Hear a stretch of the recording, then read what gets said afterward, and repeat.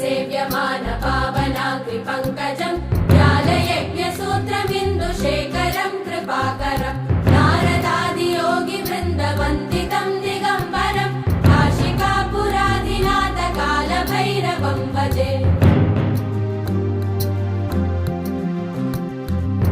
भानुकोटिभास्वरम् भवाब्धितारकम् परम्